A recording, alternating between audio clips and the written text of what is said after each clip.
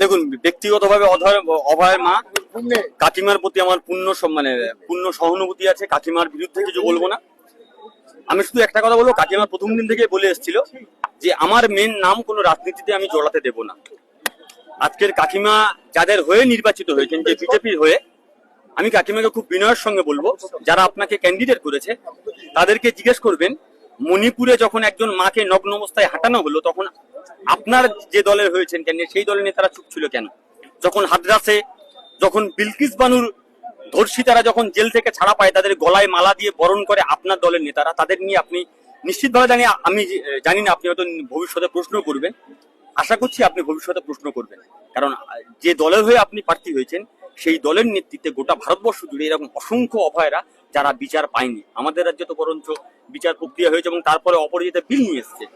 ওই আপনার যে দল থেকে কাকিমা দাঁড়িয়েছেন সেই দলের নেতারা সেই অপরাজিত বিল এখনো পাশ করেনি। আমরা বলেছিলাম ডাইরেক্ট ফাঁসি দেওয়া হবে, কেন বিল পাশ করলো না?